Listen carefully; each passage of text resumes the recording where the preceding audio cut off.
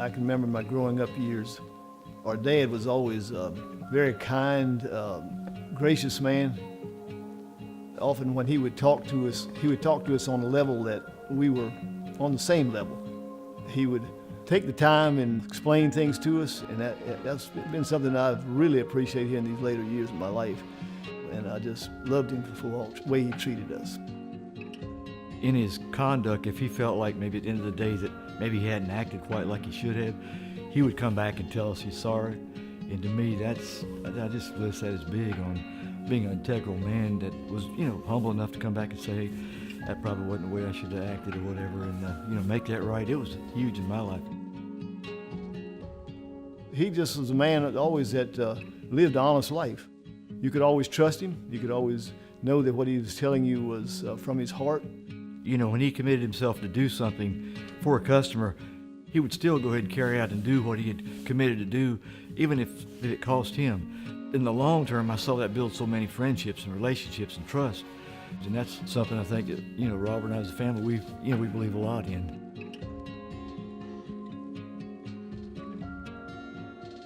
I really don't know what all went through his mind, having confidence to take his family from a place that he was comfortable with. Found a farm here, had a fireplace, and he went to find a fire screen for this house on this property here, but it was a real unusual fireplace, so he couldn't find one, and like he was a very creative person, so he just made one. We look back and we think God was probably just smiling. A lot of times you face decisions as you look into the future, but you reflect on what God has already done, and you think, well, if he's done that, I don't know why he couldn't do this, and so it's a big part of what you think about.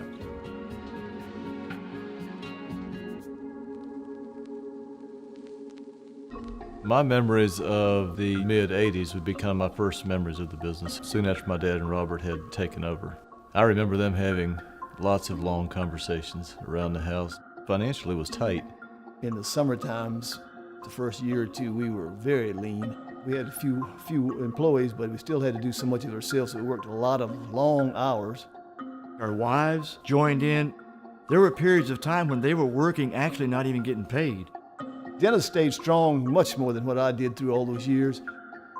I would just, on almost a yearly basis, I'd come to him and say, Dennis, I think I'm through. I think I had enough, and he would talk me back into it again. The fireplace business, can be a very seasonal business, so during the summertime, we looked at filling in with a variety of things. When I was about 13 or 14, they started talking about a new product they had an opportunity to build, metal stands for bubblegum machines. And of course, as a kid, that sounded intriguing. We built the first bubblegum stand, didn't have even a clue that we might wind up building 50,000 of them. But sometimes that were very lean, but again, back to faith, God was always there to help us with that. Our growth would usually be 5, 8, 10% a year. And if you do that year after year, everybody begins to get tighter in their particular space where they're working at. We add new employees. The old original buildings used to be a horse barn and I'm not sure what all. It wasn't really set up for production, a lot of narrow little aisleways and hallways and all that we were working in. Finally, you put another building up, another expansion, and then everybody gets plenty of free elbow room, and that feels so good.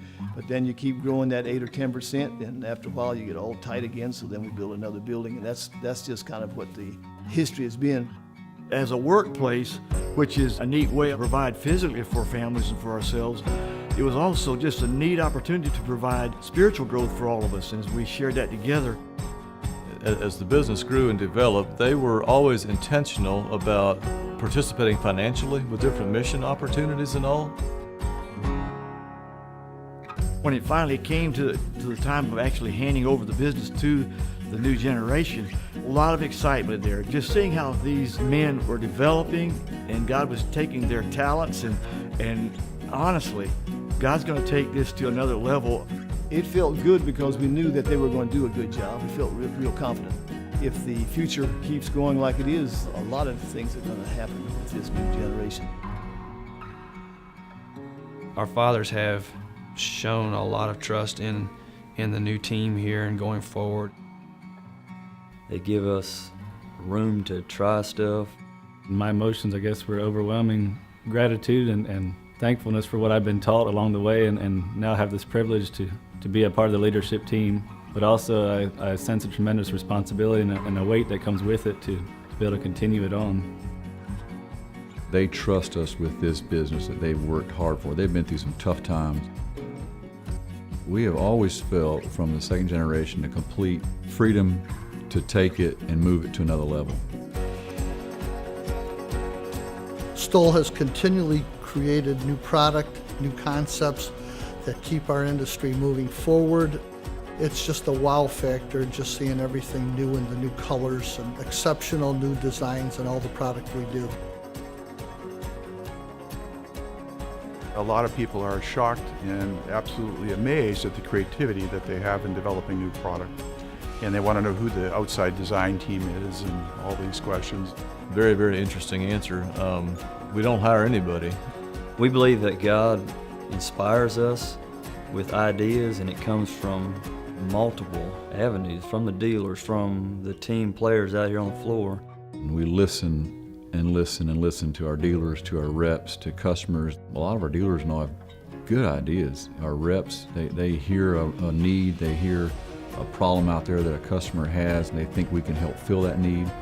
That ends up becoming a product line a lot of times. It's just amazing sometimes how an idea that seems like almost just thought of becomes something that winds up being something that's workable. Our production line is so custom, it's built around custom metal works. So it's very easy to add a new product. Saying that we're a fireplace company pigeonhole us into one area of your house rather than the idea that we manufacture products that are available for the entire household. Rebranding to Stoll Industries opens up a world of endless possibilities.